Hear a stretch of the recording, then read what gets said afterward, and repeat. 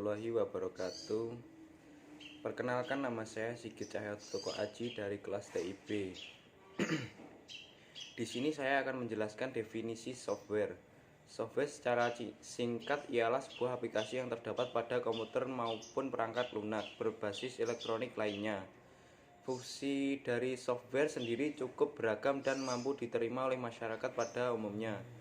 Software adalah instruksi langsung untuk komputer ataupun perangkat elektronik lain yang dapat ditemukan di berbagai tempat dan pemakaian yang beragam, seperti software sebagai pendeteksi detak jantung di rumah sakit ataupun software hiburan seperti video game. Software sendiri bersifat bisa terbaca namun tidak terwujud, umumnya perangkat keras yang memang pada dasarnya bisa disentuh. Kesimpulannya, jadi arsitektur komputer adalah sebuah awal dari terbentuknya software dan hardware dari komputer yang dapat dirubah atau dirancang untuk mengubah logika manusia ke dalam logika atau bahasa komputer. Jika kita tidak memahami arsitektur komputer, maka komputer tidak akan terbentuk secara sempurna, dan arsitektur komputer merupakan awal dari lahirnya mesin komputer untuk membantu pekerjaan manusia. Software dibuat oleh seorang perekayasa perangkat lunak atau yang sering disebut sebagai programmer.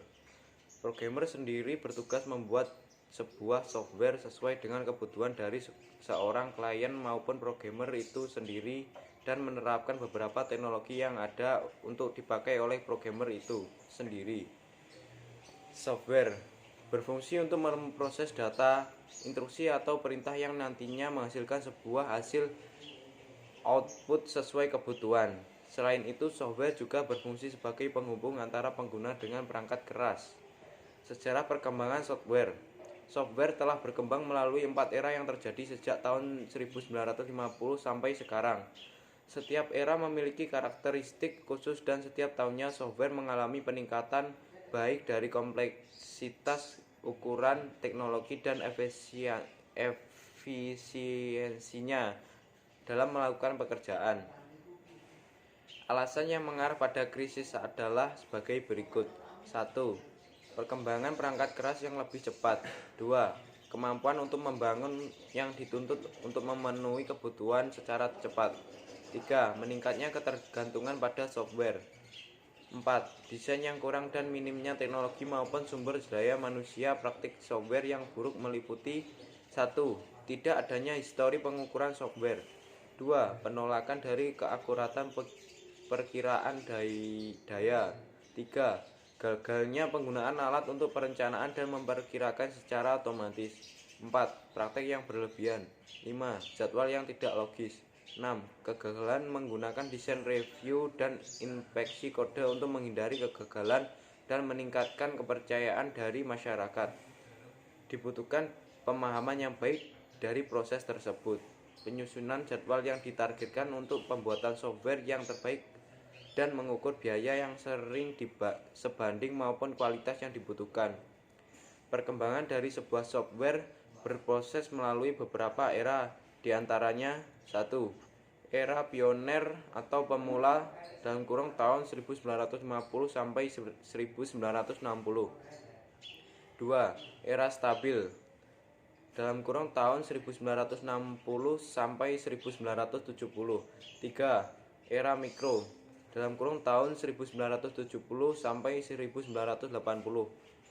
4. Era modern (tahun 1980 sampai sekarang). Dampak dari munculnya software. 1. Faktor ekonomi.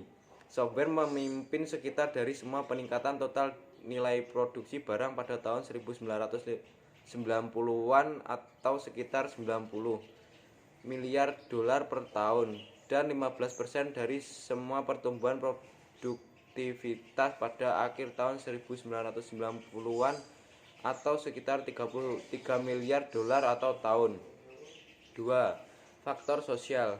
Munculnya software mulai mengubah budaya masyarakat yang sebagian besar mulai menggunakan komputer.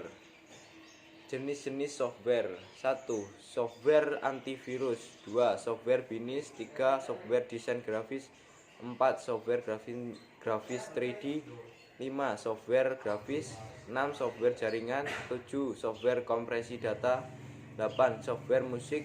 9. Software pembaca gambar. 10. Software sistem operasi. Kesimpulan dari di atas adalah software telah berkembang dimulai pada tahun 1950 sampai saat ini yang pernah melalui 4 era. Setiap era memiliki peningkatan di dalamnya. Dalam dunia teknologi informasi sering kita mendengar kata software. Nama lain dari software adalah perangkat lunak. Berbeda dengan hardware atau perangkat keras yang merupakan komponen yang nyata dan dapat disentuh secara langsung. Software tidak dapat disentuh atau dilihat secara fisik. Demikian dari saya. Wassalamualaikum warahmatullahi wabarakatuh.